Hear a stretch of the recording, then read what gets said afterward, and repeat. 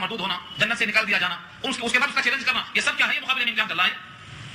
یہاں پہ وہی کہا گیا ہے کہ آپ کہہ سکتے ہیں کہ شیطان کو شہادوں سے مار کے بھگایا جا سکتا تھا، اس کو قریب آنے کا موقع کیوں دیا؟ کسی بھی نبی کی تلاوت میں اور احکام کے سنانے میں کسی بھی شیطان کو قریب آنے کا موقع کیوں دیا گیا؟ مار کے بھگا دیا گیا ہوتا ہے ایک دوسرے سے.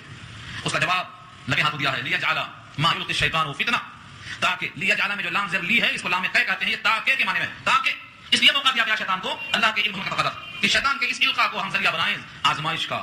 لیجعل ما یلقی الشیطان فتنہ، تاکہ بنا دیں جو القاء کیا شیطان نے فتنہ یعنی آزمائش کا ذریعہ. فتنہ آزمائش، اور آزمائش کیسے ہوتی ہے؟ جب سونے کو پگھلا کر پانی کر دیتے ہیں تو یہ سونے کی آزمائش ہے، اب معلوم ہوتا ہے کھرا کھوٹا. تو جب مومنین کو بھٹی میں ڈال کر غزوات میں اور جہاد میں اور سریے میں اور فاتح میں ان کو رکھا گیا تو معلوم ہوتا تھا اس میں مومن کون ہے جو جمے ہوئے ہیں اور منافق کون ہے جو بھاگ رہے ہیں، شہادت تک جمے ہوئے ہیں. تو یہ فتنہ کیا ہے؟ آزمائش. اب اس شیطان کے القاء کیے ہوئے سارے قصے میں آزمائش کیسے ہے؟ للذین فی قلوبہم مرض، جن کے دلوں میں مرض ہے ان کی آزمائش ہے کہ مرض بڑھ جائے گا. والقاسیۃ قلوبہم، اور جن کے دل قاسیہ ہیں، سخت دل ہیں، جن کے دل بہت سخت ہیں، ان تمام کے دل میں مزید شبہات پیدا ہوں گے اور ان کا دل سخت ہوگا، نرمی ان کی غائب ہو جائے گی. شیطان کے القاء کو بہانہ بنا کر کہیں گے تو پوری شریعت میں کچھ نہ جانے کہاں شیطان ملا دیا ہوگا، شبہات پیدا ہو جائیں گے. یہ مرض ہے، یہ دل کا قاسیہ اور سنگین ہونا ہے. وَإِنَّ الظَّالِمِينَ لَفِي شِقَاقٍ بَعِيدٍ، اور بے شک ظالمین جتنے بھی ظالم ہیں، چاہے وہ ظلم کا اعلیٰ درجہ شرک کرنے والے ہوں یا ظلم کا ادنا درجہ کہ اپنے آپ پر ظلم کرنے والے ہوں، لفی شقاق بعید، دور کی مخالفت میں ہیں، دور کی ضد میں ہیں، بڑی سخت مخالفت میں. تو ایک تو آزمائش ہوئی، دل کے مریض کی آزمائش، ایک مقصد ہوا. دوسرا مقصد وَلِيَعْلَمَ الَّذِينَ أُوتُوا الْعِلْمَ أَنَّهُ الْحَقُّ مِنْ رَبِّكَ، اور تاکہ جان لیں الذین اوتوا العلم، جن کو علم دیا گیا، انہ الحق، کہ بے شک وہ حق ہے، من ربک، آپ کے رب کی طرف سے، فیؤمنوا به، بس وہ اس پر ایمان لے آئیں. یعنی جب اس طرح سے ایمان والوں کو معلوم ہوگا کہ اللہ نے ایک ایک حرف کو چن کے رکھا ہے اور دائیں بائیں سے القاء شیطانی کو آنے کا موقع نہیں دیا ہے، تو ان کے ایمان میں اور پختگی آئے گی اور اس سے وہ اور زیادہ ایمان پر قائم ہو جائیں گے. فتخبت له قلوبهم، تو جھک جائیں گے ان کے لیے ان کے دل، اور بھی جھک جائیں گے. اور حقیقت میں مومن کا دل جھکنا کوئی مومن کا کمال نہیں ہے.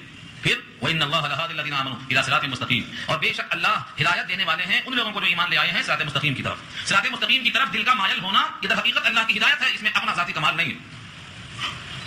لفظ ہادی، ہدایت کرنا، قرآن بھی ہادی ہے اور ہر رسول ہادی ہیں، اور لکل قوم ہاد کا یہی مضمون ہے کہ ہر قوم کے واسطے اللہ نے ہادی کو بھیجا.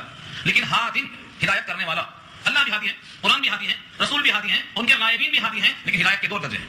ہدایت میں راہ دکھانا، منزل تک پہنچانا، یہ دو مرتبے ہیں. لفظ ہادی جب اللہ کے ساتھ استعمال میں آئے گا تو منزل تک پہنچانا، اللہ ہادی ہیں تو راہ نہیں دکھاتے، گھر تک پہنچاتے. اللہ کے علاوہ جتنے ہادی ہیں راہ دکھاتے، منزل تک پہنچانا کسی کے بس کی بات نہیں سوائے اللہ کی. اس کو اللہ کو مقام پیش کیا ہے جہاں منزل تک پہنچانے کا ذکر ہے اللہ کے ساتھ. سورہ قصص پارہ 20 56 نمبر کی آیت میں اللہ کا ارشاد ہے انک لا تہدی من احببت ولکن اللہ یہدی من یشاء. آپ جس کو چاہیں منزل تک نہیں پہنچا سکتے، ہاں اللہ جس کو چاہے منزل تک پہنچاتا ہے. ولکن اللہ یہدی من یشاء، یہاں گھر تک پہنچانا مراد ہے. سورہ شورى 25 پر آیت نمبر 52 میں کہا اللہ نے وَإِنَّكَ لَتَهْدِي بِهِ إِلَىٰ صِرَاطٍ مُسْتَقِيمٍ، اور آپ جس کو چاہیں صراط مستقیم کی ہدایت کر سکتے ہیں. یہ آیت اس آیت سے ٹکراتی ہے اگر یہاں یہ مراد دیا جائے کہ گھر تک پہنچاتے ہیں. وہاں کہاں نہیں پہنچا سکتے، یہاں کہاں پہنچاتے ہیں، تو یہاں مراد ہے منزل تک پہنچانا نہیں بلکہ منزل کو دکھانا. صوفیہ کی زبان میں اس کو اراء الطریق کہتے ہیں، دور سے گھر دکھا دینا. اور منزل تک پہنچانا یہ ایصال الی المطلوب ہے، گھر تک لا کے چھوڑنا. یہاں دیکھو لفظ ہادی کو اللہ کی طرف منسوب کیا گیا ہے، لہذا ایمان والوں کو اللہ راستے میں چھوڑ کے گھر تک پہنچاتے ہیں. وَإِنَّ اللَّهَ لَهَادِ الَّذِينَ آمَنُوا، اور بے شک اللہ البتہ ہدایت کرنے والے ہیں ایمان والوں کو الی صراط مستقیم، صراط مستقیم تک یعنی منزل تک پہنچاتے ہیں. اور مومن کی منزل جو مطلوبہ ہے وہ جنت ہے، جنت تک اللہ پہنچاتے ہیں. اس لیے ہمیشہ ہر نماز میں اہدنا الصراط المستقیم بندہ اللہ سے کہتا ہے کہ آپ سے ہماری درخواست ہے کہ ہم جس راستے پر آپ کی ہدایت سے پا گئے ہیں اس راستے سے ہم کو ہٹنے کا موقع نہ فراہم کیجیے، ہمیں جنت تک پہنچا دیجیے. یہ ہر نماز میں ہر رکعت میں بندہ کبھی سنتا ہے کبھی پڑھتا ہے تو زبان سے ادا ہوتے ہیں، اور سنتا ہے تو آمین کہہ کے دعا میں شریک ہو جاتا ہے. لہٰذا الذین آمنوا الی صراط مستقیم. رہا سوال کافروں کے شک کا، کافروں کا شک دور ہو جانا چاہیے. فرمایا ولا یزال، ہمیشہ، یزال کے معنی زوال، اور لا لگا تو زوال نہیں مطلب ہمیشہ. ولا یزال الذین کفروا فی مریۃ منہ، اور ہمیشہ کافر لوگ شک میں پڑے ہوئے رہیں گے، ہمیشہ شک میں رہیں گے. اس منہ سے مراد اس کتاب کے بارے میں یا اللہ کے حکم کے بارے میں ہمیشہ شک ہی میں رہیں گے. یہ شک میں کب تک رہیں گے؟ فرمایا حتی تأتیہم الساعۃ، یہاں تک کہ قیامت آ جائے. الساعۃ قیامت کو کہا جاتا ہے، قرآن کریم میں کثرت سے ساعۃ سے مراد قیامت لیا گیا ہے. حتی تأتیہم الساعۃ بغتۃ، بغتۃ کے معنی اچانک، قیامت بتا کر نہیں آئے گی، ایک ہفتہ پہلے اطلاع کر کے نہیں آئے گی، اچانک آئے گی. اور لکھا ہے حدیث کے اندر بغتۃ پر علامات قیامت میں کہ شادی کے واسطے ایجاب و قبول ہوگا. ابھی ایک طرف سے ایجاب ہوا، ابھی قبول باقی ہے اور قیامت آ جائے گی. ایک آدمی اپنے حوض کو لیپتا ہے، ابھی حوض لیپ کر تیار کیا، سوکھا بھی نہیں، قیامت آ جائے گی. ایک آدمی لقمہ اٹھائے گا، ابھی لقمہ منہ تک نہیں گیا، قیامت آ جائے گی. اس قسم کی بہت سی مثالیں دینے کا مطلب یہ ہے کہ جو ہم لگے ہیں اپنے کام کاج میں ایسا ہی لگے رہیں گے. ایسا نہیں ہے کہ ایک ہفتہ اعلان چھٹی آ رہی ہے فلاں تاریخ کو قیامت، جیسا کہ آپ کو خبر چل رہی ہے آ رہی ہے قیامت بول رہے ہیں، سب جھوٹ کی بکواس. قیامت کا علم جب اللہ نے کسی کو دیا ہی نہیں، اگر دیا ہوتا تو نبیوں کو دیا ہوتا. جب نبیوں کو نہیں دیا قیامت کا علم تو کس کو دیا ہوگا؟ جب جبریل نے بشکل انسان حضور سے پوچھا مسا قیامت کب آئے گی، متسا قیامت کب آئے گی، اسی نشست میں اسی سٹنگ میں حضور نے جبریل کے تمام سوالوں کا جواب دیا. یہ بھی دیا ہوتا، مل ایمان جواب دیا، مل اسلام جواب دیا، مل احسان جواب دیا. لیکن جب کہا متسا تو حضور نے کہا مل مسئول عنہا باعلم من السائل، مسئول عنہا بھی سائل سے زیادہ نہیں جانتا. لانے والے جبریل سائل ہیں, بتانے والے رسول جواب دینے والے ہیں, دونوں مل کے ایک جگہ فیصلہ کرتے ہیں. جب دونوں کو نہیں بتایا گیا ہے تو یہ آج کل کے لوگ اڑا کے خبر فلاں تاریخ کو قیامت آ رہی ہے, یہ سب جھوٹی باتیں ہیں. لیکن جب لوگ یقین کر کے کچھ سدھر جائیں, جھوٹ بولنا بند کر دیں تو اچھی بات ہے, کوئی حرج نہیں اس میں. مگر بات نہیں ہے کہ قیامت محرم میں اور 10 تاریخ کو ہی آئے گی, جمعے کا دن ہوگا. اگر جمعے کا دن نہیں ہے تو قیامت نہیں آئے گی, ایسا کر لو. علامتیں ہیں اس کی. قرآن کریم نے واضح پیغام دیا ہے کہ قیامت اچانک آئے گی. حتی تأتیہم الساعۃ بغتۃ, بغتہ کے معنی اچانک, ایڈوانس. او یأتیہم عذاب یوم عظیم, یا آ جائے ان پر عذاب, سخت دن کا عذاب. یوم کی صفت کیا ہے؟ عقیم. عقیم کہتے ہیں بانجھ کو. جب ہوا چلتی ہو اور بارش نہ ہو تو اس ہوا کو بانجھ کہتے ہیں. ریح عقیم کہا قرآن نے, ریح عقیم بانجھ ہوا. کسی اور کو بچہ نہ ہو تو اس کو بھی عقیم کہا جاتا ہے, بانجھ. ایسے ہی جس دن میں کوئی راحت نہ ہو, کوئی سکون نہ ہو, کوئی سرور نہ ہو, کوئی رضا نہ ہو, عذابی عذاب ہو, تو اس دن کو بھی یوم عقیم کہا جاتا ہے. یوم عقیم کہا گیا, بانجھ دن ہے جس میں کوئی سرور نہیں. اور حقیقت میں جب قیامت آ جائے گی یا سخت عذاب آئے گا اور کافروں کا شک دور ہوگا تو اب کوئی فائدہ نہیں ہوگا, کیونکہ فائدہ ہونے کا وقت ختم ہو جائے گا. جب تک غرغرۂ موت کا وقت شروع نہ ہو جائے تب تک توبہ قبول ہوتی ہے. جیسے قوم یونس کی توبہ ہوئی, قوم یونس نے کیا کیا تھا, اسلام قبول کر لیا. لیکن فرعون جب غرق ہوا توبہ کر رہا ہے, قبول نہیں ہو رہی, کیونکہ اس کے سامنے عذاب آ چکا ہے. یہاں بھی فرمایا کہ یا تو عذاب آئے گا یا تو قیامت آئے گی, لیکن قیامت آ جائے یا عذاب آ جائے, اب ان کا ایمان لانا اور شک دور ہونا مفید نہیں. الملک یومئذ للہ, بادشاہت اس دن اللہ کی ہوگی. الملک بادشاہت یومئذ اس دن للہ, اللہ کی ہوگی. اس سے یہ شبہہ پیدا کیا جائے کہ پھر آج کس کی بادشاہت ہے؟ آج بھی اللہ کی بادشاہت ہے. آج بھی حضرت علی کے قول کے مطابق تم ایک پاؤں اٹھا سکتے ہو, دونوں پاؤں نہیں اٹھا سکتے ہو. آج بھی تم جو چاہے وہ کر سکتے ہو, نہیں کر سکتے ہو, یہ آج بھی اللہ کی قدرت کا اشارہ ہے. وما تشاءون الا ان یشاء اللہ رب العالمین. تم نہیں چاہ سکتے ہو مگر جو اللہ چاہتا ہے, جو رب العالمین ہے. تم کو جتنا اختیار دیا ہے تم اتنا کر سکتے ہو, اختیار کے باہر نہیں کر سکتے. اختیار کے باہر اگر بندہ کر سکتا تو بہت کچھ کر لیتا, یہ بہت کچھ نہیں کر سکتا. کسی شاعر نے کہا تھا, کسی مختار ہستی کے تصرف کی دلیلیں ہیں میرا ہر کام میں ہر بات میں ناکام ہو جانا. ارادہ میں یہ کرتا ہوں, یہ ہو جانا. حضرت علی کا مقولہ اسی پر ہے, عرفت ربی بفصل اعضائی, میرے ارادوں کو ٹوٹتا ہوا پا کر میں نے پہچان لیا کہ میرا کوئی رب ہے, ورنہ میرا چاہا ہوا کیوں نہیں ہو رہا ہے. اسباب ہیں, وسائل ہیں, سب کچھ موجود ہے, مگر میں سب کچھ نہیں کر سک رہا ہوں. تو بندہ آج بھی مکمل حاکم نہیں ہے, لیکن تھوڑا سا اختیار دیا گیا ہے. چاہے تو قرآن سن لو, چاہے تو گانا سن لو, اختیار دیا نہیں دیا. اس پیسے کو چاہو تو حلال جگہ پہ خرچ کر دو, اس پیسے کو چاہو تو حضور خرچی میں لگا دو, اختیار دیا تھوڑا سا. لیکن جب یہ وقت آئے گا الملک یومئذ للہ, تو بادشاہت اس دن اللہ کی ہوگی. آج ذرہ برابر اختیار کسی کو نہیں ہوگا. اتنا اختیار نہیں ہوگا کہ اپنے پاؤں جہاں ہیں وہاں سے ہٹ جائیں, کھڑا رہے گا. محشر کے میدان میں اتنی جگہ ہوگی کہ دونوں پاؤں رکھ کے کھڑا ہو جائے بس. یہاں تو ماشاءاللہ بیٹھے ہیں آپ گدے پہ, مگر لائٹ نہیں ہے تو کیسی پڑھ ہو رہی ہے, بے چینی ہو رہی ہے, لمبا ٹھنڈا معلوم ہو رہا ہے. لیکن محشر کے میدان میں سارے جہان کے مرد عورت ننگے کھڑے ہوں گے, لباس نہیں ہوگا, اور جگہ کتنی ہوگی کہ دونوں پاؤں زمین پر رکھ سکیں بس. اتنی گرمی ہوگی کہ پسینے میں ڈوبتے ہوئے نظر آئیں گے. کسی کا پسینہ گھٹنے تک, کسی کا کمر تک, اور کسی کا پسینہ اس کے منہ میں لگام دے رہا ہوگا. پاؤں ہٹانے کی طاقت نہیں ہوگی, کیونکہ اس دن کامل حکومت بادشاہت اللہ کی ہوگی. اور سری آواز آئے گی, لمن الملک اليوم, آج کس کی بادشاہت ہے بولو. کوئی آواز نہیں آئے گی. کروڑوں انسانوں میں سے کوئی ایک آواز دینے کو تیار نہیں ہوگا. اللہ خود کہیں گے للہ الواحد القہار, آج اسی کی بادشاہت ہے, جو تنہا ہے, اکیلا ہے, قہار ہے, زبردست ہے, کسی کی آواز نہیں آئی. تو اس آیت میں اللہ نے واضح کیا ہے کہ آج بھی تو بادشاہت اللہ ہی کی ہے, لیکن تھوڑا سا اختیار تم کو بھی دیا گیا ہے. تم مجازی مالک ہو, اس گھوڑے کے مالک ہو, اس زمین کے مالک ہو, اس گھر کے مالک ہو. تمہارا یہ اختیار جو مستعار ہے, تم نے اس کو ہمیشہ کی ملکیت سمجھ لیا. الملک یومئذ للہ, بادشاہت ہوگی اس دن اللہ کی. یحکم بینہم, ان کے درمیان اللہ فیصلہ کریں گے, عملی فیصلہ کر دیں گے. فکری فیصلہ تو کر چکے ہیں, قرآن میں یہاں موجود ہے. وہ فیصلہ کیا ہے؟ جو ایمان والے ہیں, عمل صالح کر کے آنے والے ہیں, وہ جنت کی نعمتوں میں ہوں گے. یہ فکری فیصلہ ہے. اس کے برخلاف جنہوں نے کفر کیا, ہماری آیتوں کو جھٹلایا, وہ ذلت والے عذاب میں ہوں گے. یہ فیصلہ ہے اللہ کا. یہ فیصلہ یہاں آ چکا. آج سے 1430 سال پہلے فیصلہ آ چکا ہے, اور یہ فیصلہ آدم سے لے کر ایدم ہر نبی نے سنا دیا. ایمان عمل صالح جنت میں جائیں گے, اور کفر اور تکذیب کرنے والے جہنم میں جائیں گے. یہ فکری فیصلہ ہے. لیکن یہ جو فیصلہ ہوگا قیامت میں, یحکم بینہم, یہ عملی فیصلہ ہوگا. عملاً ہکال کر ڈال دیے جائیں گے. نعمتوں میں داخل کیے جائیں گے ایمان والے, اور عذاب میں بھیجے جائیں گے کفر اور شرک والے. تو یہ عملی فیصلہ ہوگا, اور فکری فیصلہ ہو چکا. فالذین آمنوا وعملوا الصالحات فی جنات النعیم, بس وہ لوگ جو ایمان لے آئے اور عمل صالح کیے جنت کی نعمتوں میں ہوں گے. جنات النعیم, یہ نعیم نعمتوں سے بنا ہے. جنت کی بہت سی اقسام ہیں, جنت الفردوس, جنت الماوا, جنت النعیم, جنات عدن. ایسے ہی جنات النعیم مطلب چین کے باغوں میں ہوں گے, ہر قسم کی راحت ہوگی. والذین کفروا وکذبوا بآیاتنا, اور جن لوگوں نے کفر کیا, کفر کے معنی انکار, ساری آیتوں کا نہیں, ایک آیت کا انکار بھی ساری آیتوں کا انکار ہے. سمجھ لو اچھی طرح, قرآن کریم کی ایک آیت کا انکار بھی ساری آیتوں کا انکار کے برابر ہے. مثلا ایمان مفصل کی 7 جزء, 7. آمنت باللہ وملائکتہ وکتبہ ورسلہ والیوم الآخر والقدر خیرہ وشرہ من اللہ تعالی والبعث بعد الموت. یہ 7 جز میں سے اس نے ایک نہیں مانا, 6 کو مانا, تو کیا کہیں گے آپ؟ اسے مومن کہیں گے آپ؟ ایک جز کا انکار کیا ہے تو اس کو مومن نہیں مان سکتے آپ. ٹھیک ایسے ہی ساری آیتوں میں سے ایک آیت کا بھی انکار کرے گا تو مومن نہیں ہو سکتا. ایک آیت کا انکار ساری آیتوں کے انکار کے برابر ہے. اس لیے فرمایا جنہوں نے ہماری آیتوں کو جھٹلایا. اور جھٹلانا یہ ہے کہ آیتوں کے خلاف عقیدہ رکھنا, آیتوں کے خلاف چرچے کرنا, آیتوں کے مضمون سے ٹکراتا ہوا بیان دینا, آیتوں کے مخالفت میں اپنی رائے قائم کر لینا, اور لوگوں کو اسی گمراہی پر لے آنا, یہ سب آیتوں کا انکار. اگر کوئی آیت کا مضمون ہماری مضمون سے ٹکراتا ہے تو ہم کو توبہ کرنا چاہیے, ہمیشہ اس بات کا لحاظ ہونا چاہیے. کسی بھی آیت کی خلاف ورزی کرنا ہرگز جائز نہیں ہے, کفر. والذین کفروا وکذبوا, جنہوں نے جھٹلایا ہماری آیتوں کو اور کفر کیا, فاولئک لهم عذاب مہین, تو ان کے لیے عذاب ہے اہانت والا. مہین کے معنی توہین والا, اہانت والا عذاب. عذاب تو ہوتا ہی ہے توہین کا, لیکن جس اللہ نے عذاب کی صفت مہین استعمال کیا ہے وہ کتنا ذلت والا عذاب ہوگا. جہنم میں آدمی گرے گا 70,000 برس تک گرتا ہی رہے گا، تب پہنچے گا اس کی تہ میں۔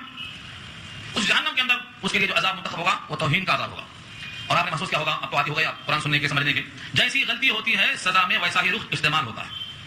ایک صاحب تھے سینہ تان کے چلتے تھے، اسلام کے خلاف اکڑتے تھے، ولید ابن المغیرہ ان کا نام تھا، کافروں کے سردار۔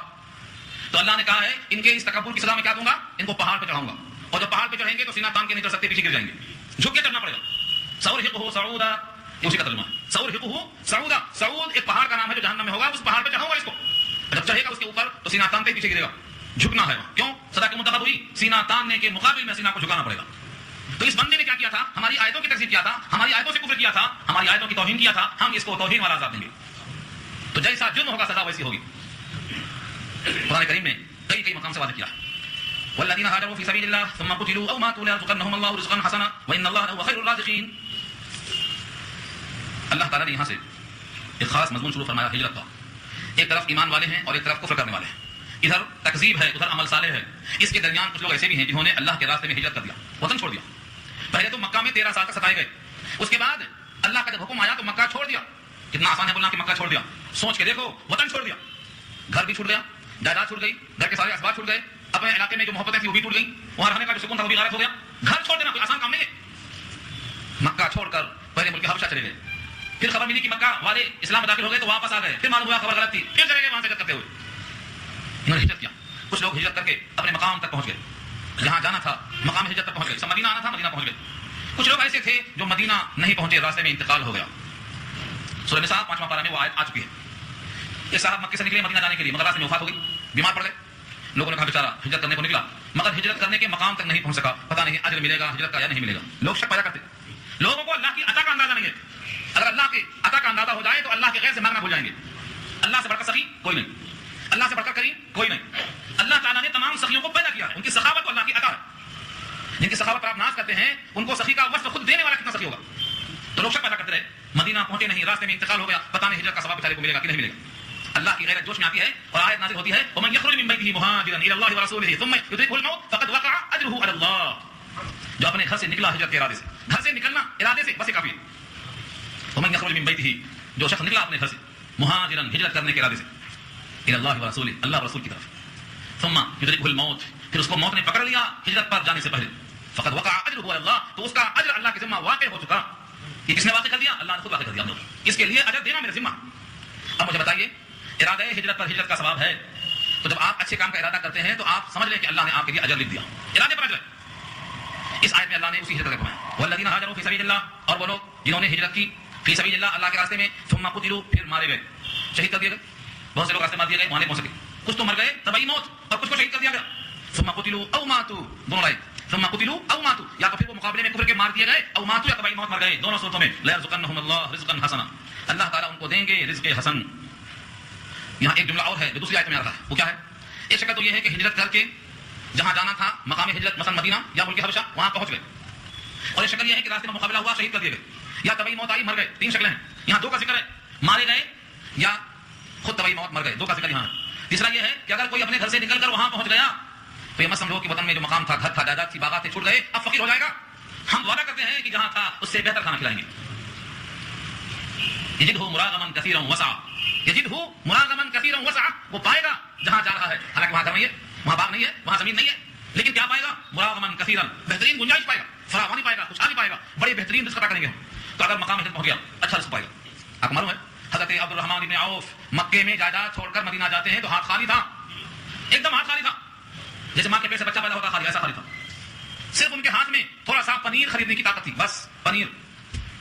مہاجر صحابی کو انصاری صحابی نے کہا آؤ میرا گھر ہے، میری جائیداد ہے، میرا فنا ہے، کہا تو میں سب مبارک بتا دو یہاں کہیں قریب میں بازار ہے تو کچھ کام کر لیتا ہوں۔ عبد الرحمن بن عوف کا نام میں کیوں لیتا ہوں؟ کیونکہ یہ ممتاز ہے علم کے ساتھ، مال میں ممتاز ہے یہ، اور ان کی مالداری کا راز بھی لکھا ہے انہوں نے۔ کہتے ہیں بازار بتا دو، پہلے دن کیا بیچا؟ صرف پنیر، کچھ نہیں تھا ہمارے پاس، نہ جانے کیا کیا کرتے ہیں جینے کے لیے، وہاں پنیر بیچ کر آئے پہلے دن پنیر۔ اور ابھی کچھ دن نہیں گزرا کہ دیکھا رسول اللہ نے کہ جسم پر دھبے ہیں زعفران کے، پوچھا مہجم کیا یہ؟ مہجم کے معنی دھبے کیسے ہیں زعفران کے؟ انہوں نے کہا میں نے نکاح کیا ہے۔ حضور نے کہا نکاح کیا ہے؟ دیکھ رہے ہیں آپ، حضور کو خبر اب ہو رہی ہے نکاح ہونے کے بعد، زعفران دیکھ کر پوچھا گیا تو خبر ہو رہی ہے۔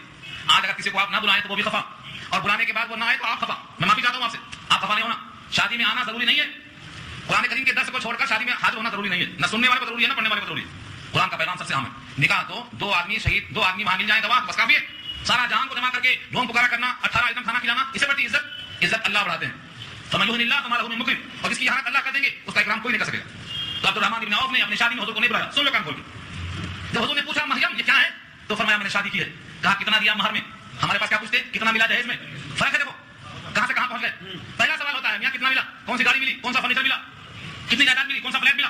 یہ مسلمان ہے رسول اللہ کا عاشق. حضور نے کیا پوچھا کم سختا, تم نے جب اس عورت کو حاصل کر لیا اس سے استمتاع اٹھانے سے پہلے, اس سے فائدہ اٹھانے سے پہلے تم نے کیا پیش کیا؟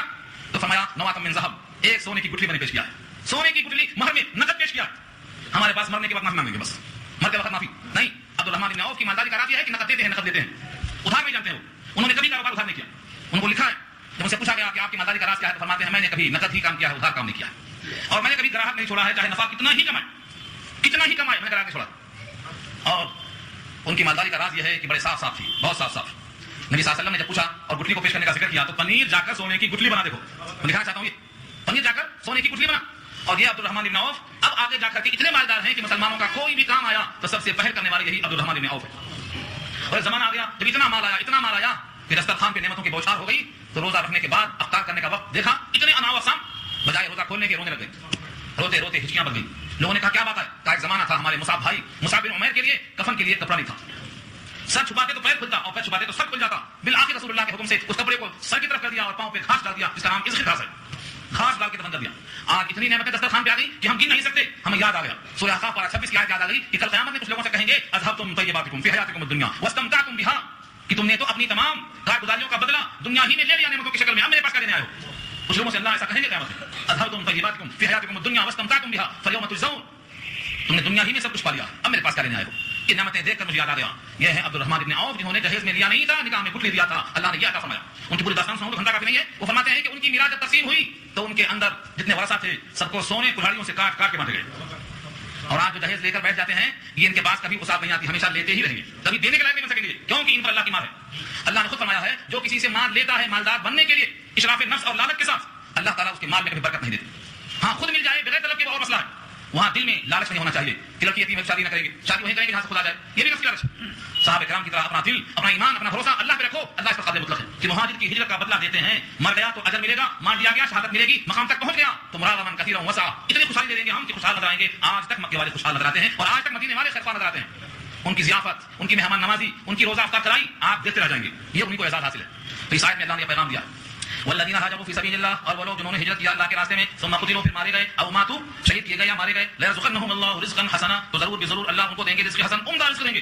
قتلوا شہید ہوئے تو وہاں رزق, شہید کو رزق ملتا ہے, شہید کو رزق ملتا ہے, قرآن کی نص سے قطعی ثابت ہے. لوگ سمجھتے ہیں کہ شہید ہو گیا تو رو بیٹھ کر ماتم کرو, شہید کو رزق ملتا ہے, یہ اللہ فرماتے ہیں یرزقون, رزق دیے جاتے ہیں. جنت کے سبز پوٹوں میں معلق اندیوں میں سیر اور تفریح کرتے ہیں, جو عرش کے نیچے معلق اندیوں میں سیر اور تفریح کرتا ہو, ہم ان کے لیے ہائے ہائے کریں کہ مر گئے تو زندہ جاوید نہیں. تو لوگوں نے محرم کی شادی کو اس ایک واقعے کی بنیاد پر یوں سمجھا کہ 10 محرم تک شادی نہیں ہوتی, شادی خانے بند. میں چاہتا ہوں کہ ہمیشہ بند رہے شادی خانے, کھولنے کی ضرورت نہیں ہے, مسجدیں کافی اس کام کے لیے, لیکن محرم میں کیوں بند ہوتے ہیں؟ کیونکہ لوگ سمجھتے ہیں کہ محرم کا مہینہ منحوس ہے, اس میں شادی نہیں کرنا ہے تو ماتم کا موسم ہے. لا حول ولا قوت الا باللہ, یہ دماغ ذہنیت ہے. جتنے عمدہ کام ہوئے ہیں سب محرم میں ہوئے. حضرت نوح کی کشتی دودھی پہاڑ سے کب لگی؟ محرم میں لگی. حضرت آدم کی توبہ قبول کب ہوئی؟ محرم میں قبول ہوئی. نبی کریم صلی اللہ علیہ وسلم کی پہلی شادی جناب خدیجہ سے کب ہوئی؟ محرم میں ہوئی. ہم سمجھتے ہیں کہ محرم آیا تو ماتم کرتے بن جاؤ. محرم کا مہینہ عظمتوں کا مہینہ, قیامت آئے گی تو 10 محرم کو آئے گی. عرفات کے میدان میں نبی صلی اللہ علیہ وسلم کا صریح اعلان موجود ہے. کئی واقعات آپ کے سامنے آئیں گے. ایک واقعہ کربلے کا ہے سن 61 ہجری کا, جو یزید کے ہاتھوں پیش آیا. اس کی بنیاد بنا کر کے ہم ماتم کرتے ہیں, لیکن جتنے وہاں شہید ہیں وہ پورے پورے جنت میں ہیں, اور جنت میں ہیں, خوشخبریاں حاصل کرتے ہیں, اور وہ اللہ سے کہتے ہیں کہ میرے پیچھے لوگ رو رہے ہوں گے, ان کو اطلاع کر دو کہ ہم بڑے مزے میں ہیں. رونے کی ضرورت نہیں ہے, بلکہ ہمارے راستے پر چلنے کی ضرورت ہے. کہو ان سے. اللہ نے کہا ٹھیک ہے, یہ پیغام ہم پہنچا دیتے ہیں سورہ یاسین کے حوالے سے. بما غفر لی ربی وجعلنی من المکرمین. اللہ نے پیغام دے دیا سورہ یاسین کے حوالے سے, جو مر چکے ہیں میرے راستے میں وہ مر چکے نہیں ہیں, زندہ جاوید ہیں, ان پر رو دھو مت, ان کو رزق ملتا ہے, ان کا اکرام ہوتا ہے, ان کے اعزاز میں اتنا بڑا انعام ملتا ہے کہ اللہ کے نبی نے تمنا ظاہر کی ہے, میں کاش کہ مارا جاتا, پھر زندہ کیا جاتا, پھر مارا جاتا, پھر زندہ کیا جاتا. کیا نبوت کا مقام کم تھا؟ شہادت کے مقام کو بتانے کے لیے حضور نے ایسا کہا کہ بتایا 3 بار فرمایا ثم وقل ثم ہوا, مارا جاؤں شہید کیا جاؤں. تو محرم کا مہینہ عظمتوں کا مہینہ ہے, شادی بند کرنا ہے تو کبھی اور بند کر لو, محرم میں بند نہیں کرنا. اسی لیے میں نے خود اپنے بچے کی اور بچی کی شادی محرم میں کی, اسی واسطے کی ہے, اور انشاءاللہ آئندہ ہر بچے کی شادی کروں گا محرم میں, تاکہ معلوم ہو جائے اگر خدیجہ کا نکاح رسول اللہ سے محرم میں ہو سکتا ہے تو ہمارا بھی ہو سکتا ہے. اس لیے ہجرت کرنے والوں کے تینوں حالوں پر خوشحالی ہے, مارے جائیں تب بھی خوشحال, شہید کیے جائیں تب بھی خوشحال، زندہ ہو کر پہنچ جائیں مقام پر تب بھی خوشحال. لا يرزقنهم الله رزقا حسنا وان الله لهو خير الرازقين، اور بے شک اللہ البتہ وہی خیر الرازقین ہے. تین لفظ ہے، ایک تو ان بے شک کے معنی میں، پھر ہوا سے پہلے لام ضرب لہوا البتہ ضرور کے معنی میں ہے، پھر خیر الرازقین لفظ خیر اس میں تفضیل ہے، یعنی وہ ڈگری ہے جو سپر ہے، اس کے بعد کوئی ڈگری نہیں. خیر الرازقین جتنے رزق پہنچانے والے ہیں ان تمام میں سب سے بہتر رزق پہنچانے والا اللہ. لہذا اس کے بعد اوپر ہمیں یقین کرنا ہے. یہاں سے رکوع شروع ہو رہا ہے، آیت نمبر 58 ہے. ابھی لائٹ بھی نہیں ہے اور کافی لوگ پریشان بھی ہیں، اور اتفاق سے آج جسمانی غذا کا بھی انتظام ہے، اس لیے میں بات یہ ختم کروں گا انشاءاللہ. یہاں سے